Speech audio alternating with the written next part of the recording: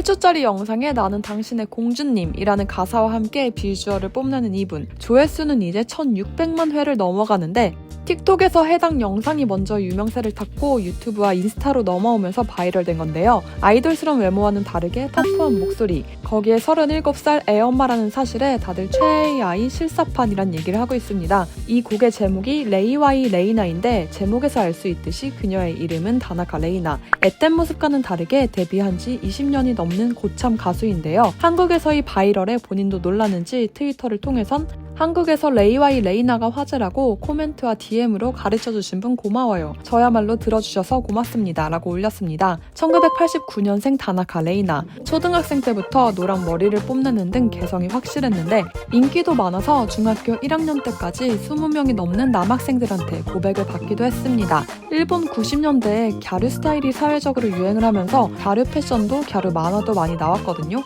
갸루를 다룬 만화 중 하나가 슈퍼걸즈인데 염색머리에 짧은 바지에 루즈삭스 등 그 시절 갸루 패션을 한껏 반영했거든요. 그 시절 다나카 레이나의 모습을 보면 마치 슈퍼걸즈의 주인공과 같은 느낌이었습니다. 그녀의 성격을 잘 보여주는 에피소드가 있는데 초등학생 때 괴롭힘으로 누군가가 다나카 레이나의 체육복을 남자 화장실에 버린 적이 있었습니다. 보통의 아이라면 우울해하며 위축될 만한 사건이었지만 다나카는 선생님한테 일렀고 선생님이 새로 사라고 하자 좋은 기회라고 생각해서 모두가 입는 부르마가 아닌 반바지를 살 수 있게 허락을 받았는데요. 그 결과 다른 사람보다 눈에 띌 수 있게 되어서 진심으로 기뻐했다는 이야기입니다. 솔직한 다나카 레이나의 우상은 고토마키. 아직도 이렇게 트위터에 당시 편지와 사진을 올릴 정도로 그녀에게 고토마키는 롤모델 그 자체였는데요. 오죽했으면 초등학교 6학년 때 중학생 이상이 참여하는 모닝구 무스메 오디션에 참여하게 됩니다. 고토마키처럼 되고 싶은 마음이 굴뚝 같았거든요. 그리고 끼를 인정받아 무려 TV로 방영되는 최종 합숙 오디션까지 진출하게 되는데요. 결국은 대상 연령을 채우지 않은 게 발각되면서 무산되었지만 다음 오디션에 다시 참가했고 당당하게 아이돌 모닝구 무스메 6기로 데뷔하게 됩니다. 그렇게 전성기 반열에 오른 모닝구 무스메의 6기 멤버로 하메이에리, 미치시게 사유미와 함께 활동하게 되는데요. 여기에서도 보이듯 어딘가 순수하고 카와이한 다른 두 멤버들과 달리 다나카는 은근한 기존세 이미지를 풍기며 개성을 뽐냈습니다. 福岡県出身田中里奈13歳です。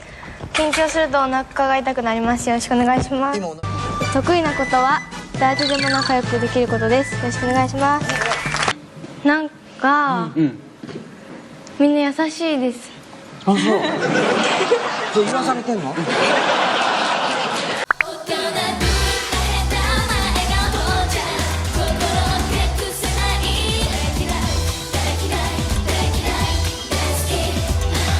이 당시 모닝구 무스메는 지금의 모닝구 무스메의 인기와는 차원이 달랐는데 그 기원은 이름부터 특이한 프로듀서 층크로부터 시작됩니다. 대학 시절 이미 금융회사에 취업하는 게 결정되었으나 집에는 2년만 놀겠다라고 말해놓고 재미로 음악을 시작했던 테라다 마츠오, 일명 층쿠. 심심풀이로 시작한 일이 2년 만에 대히트를 치면서 본업이 되어버렸고 그렇게 1988년엔 자신이 보컬로 있는 밴드 샤랑큐를 결성하게 됩니다. 재미를 추구하는 만큼 상상력은 풍부했고 밴드의 보컬로만 정체성을 가두지 않았던 그는 1997년 아사연이란 프로를 하게 되는데요. 여기서 샤랑큐의 보컬리스트 오디션을 개최하기에 이릅니다. 근데 여러분, 층크는 여기서 뜻밖의 원석을 발견하게 되는데 웃기게도 합격자가 아닌 낙선자들을 통해서였습니다. 그렇게 오디션 낙선자를 모아 만든 그룹이 바로 모닝구 무스메였던 것입니다. 예능성을 무한 발휘했던 것인지 층크는 5명의 소녀들에게 손수 그녀들의 싱글을 5만 장을 팔면 메이저 데뷔를 시켜준다 약속을 했고 메이저 데뷔를 위해 직접 나선 멤버들의 효과로 싱글은 완판되며 1988년 보컬이 아닌 프로듀서 층쿠가 낙선자들을 데리고 만든 그룹 모닝구 무스메가 메이저 데뷔를 하게 됩니다. 그리고 세기가 바뀌어가면서 모닝구 무스메는 일본 아이돌 정점에 올라서게 되는데 바로 99년에 발매한 러브머신이 그 기폭제였습니다. 보통 녹음이 끝난 시점에는 좋든 싫든 간에 관계자들이 리액션이 있는데 러브머신을 들었을 때 관계자들의 반응은 제로였다고 합니다.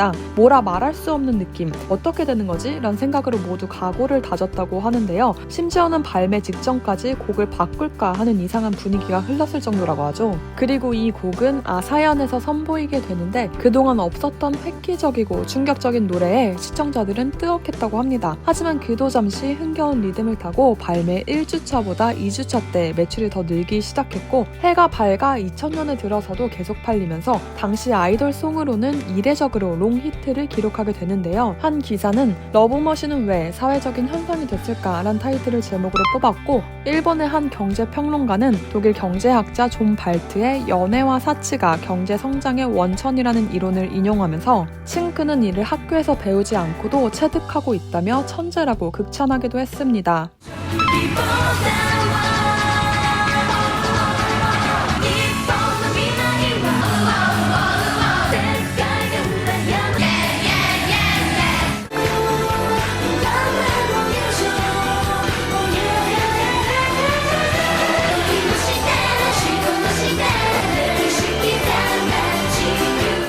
더욱이 이 곡은 모닝구 역사상 최고의 존재감을 자랑한 멤버 고토마키의 가입 싱글이었던 점 등 복합적인 요인이 작용하면서 지금 보면 어딘가 유치발랄하지만 이후 수년간 모닝구 무스메를 일본 최고의 여돌로 군림하게 만들어줍니다. 다시 돌아가서 다나카 레이나는 2000년대 초 이런 전성기를 보내며 모무스 6기 멤버로 13살의 나이에 연예계에 데뷔합니다. 모무스는 가입과 졸업 시스템이 있었기 때문에 모닝구 무스메란 그룹의 타이틀을 유지하면서 그 안에서 새로운 멤버가 들어오기도 오래된 멤버가 나가기도 했는데, 사실 껄렁껄렁한 겉모습과는 다르게 노력파인데 층크가 얼굴은 양키, 마음은 우등생이라고 평가한 부분에서도 엿보이죠. 그리고 그런 노력은 빛을 발해 다나카 레이나는 가입 후 첫 싱글인 비눗방울에서 곧바로 메인에 발탁되며 제2의 고토마키와 같은 존재로 이름을 알리기 시작합니다. 스스로도 존경하는 사람, 동경하는 사람으로 고토마키를 뽑으며 모무스 곡 중 고토가 담당한 파트를 맡았는데 은근 둘은 닮은 점이 많았습니다. 염색머리에 마이페이스 패션도 그랬지만 성격도 비슷했는데요. 다나카가 고토마키를 동경하게 된 계기가 고토마키는 재미없는 장면에서 억지 웃음을 자아내지 않고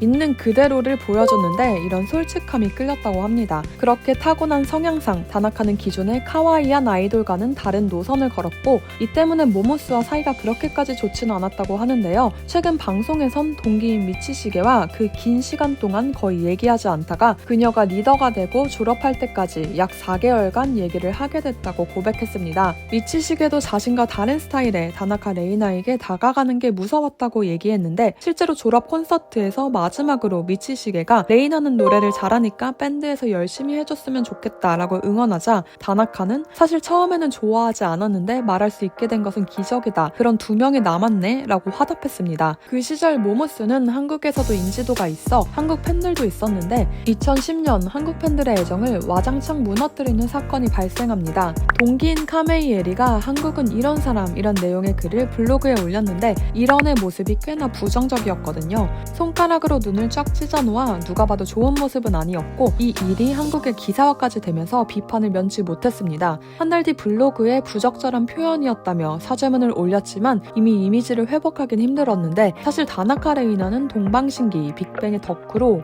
그 전부터 K-팝에 대해 소개하는 등 한국 문화를 좋아했기 때문에 한국 비하가 아니라는 의견도 있었습니다. 아무튼 2003년에 모무스에 들어와 10년간 긴 활동을 하던 다나카 레이나는 2013년 봄 투어를 끝으로 모닝구 무스메를 졸업하는데요. 고향인 후쿠오카에 돌아가 은퇴하려고도 했지만 가수를 그만두기에는 너무 이르다는 층크의 조언에 따라 밴드를 결성하게 됩니다. 다나카 레이나와 밴드 하고 싶은 여자 멤버라는 멤버들을 모집해 4명으로 구성된 걸즈 밴드 라벤더를 결성했고, 2년 반 동안 인디 기간을 거쳐서 2015년 7월에 다나카 레이나는 두 번째 메이저 데뷔를 하게 되는데요. 사실 그다지 유명하진 않지만 처음엔 일본 유선대상 신인상을 수상할 정도로 주목을 받았어요. 그리고 활동 기간도 약 6년간 지속됐고 단독 라이브만 114번을 개최할 정도로 열심히 했었는데요. 안타깝게도 결국 활동 종료 엔딩을 맞이했죠. 그렇게 연예계에서 모습이 점차 줄어드나 했는데 2024년 7월 열애설도 없었는데 뜬금없이 결혼과 임신 소식을 함께 알리며 다시 주목을 받았습니다. 예전부터 엄마가 되는 것이 꿈이었기에 두근거리는 마음이 가득하다면서도 앞으로 일도 변치 않고 할 예정이라고 포스팅했죠.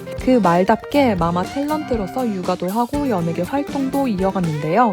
참고로 2025년 1월 19일엔 데뷔한 지 22년이 지난 기념으로 미치시게 사유리와 투샷을 올리면서 일전에 은퇴 얘기가 있던 미치시게 사유리를 향해서 뭐니뭐니 해도 응원한다는 메시지를 보내며 훈훈하게 마무리했는데요. 그 시절에 비해 전혀 늙지 않는 비주얼로 나와 요즘 유행하는 노래를 방송에서 선보이며 최근에 다시 주목을 받고 있습니다. 한국에선 레이와이 레이나란 노래로 다시 주목을 받았는데 이 노래는 5월 기준으로 정식 음원이 출시되지 않았거든요. 본인도 메시지를 받고 한국에서 바이럴 아이돌 된 것을 깨달은 것 같은데 그럼에도 불구하고 뜨거운 반응이 이어지고 있습니다. 오늘의 이야기는 여기까지입니다. 오늘도 함께 해주셔서 감사합니다.